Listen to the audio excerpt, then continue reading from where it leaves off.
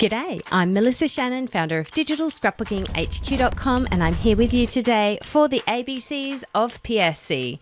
We are in Photoshop Elements 2021. Our letter of the day is O. I'm going to be showing you everything you need to know about the sponge tool, but also the dodge and burn tools too. So we're going to start off with this photo, which everyone by now knows and loves, and we're going to show you how the sponge tool works. So the sponge, dodge and burn tools all work with the color within the image, and the default mode here is desaturate. So as we use the sponge over the area of the image, we are desaturating. So we're taking the color out of the image. So this can be quite helpful if you're trying to use a color overlay and you want to use a blend mode to say change the color of these flowers. You don't want too much red shining through, or that kind of thing. We also have the saturate mode, which does the opposite. You drag it over and it increases the saturation in your photograph. You have your brushes, which you use as I've explained in the brush tool video.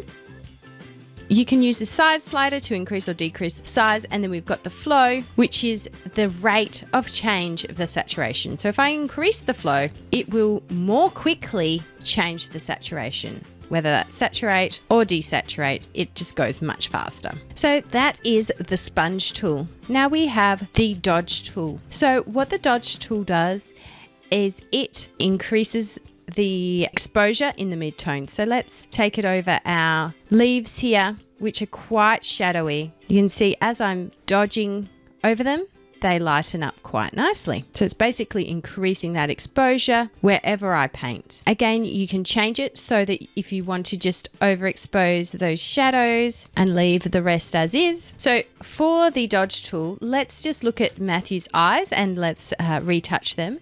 You can see what happens if I dodge the midtones, the shadows. They don't look so crash hot, but if I dodge the highlights, it's probably a better look for brightening up the eyes. You don't want to overdo it though, because now he looks like his eyes are literally glowing over there. So let's undo that last little bit. This image will probably give us a better example of how we can use our burn tool. This is an overexposed image, so if we want to choose the midtones and just brush over our tulips very haphazardly, you can see that there's a lot more definition with a bit of burning. And you can also use that on the midtones here in the sky. I can just paint over my leaves of my trees, or even like a tree trunk, to bring more definition in these overexposed images. So it can be fun to paint with the dodge tool. Just increases some saturation in your image there. One thing you can't really do is choose the highlights and then go over this sky here, because I'll only get grey, which I don't want. So head back to the gradient tool video in this series to see how you could deal with a sky like this one.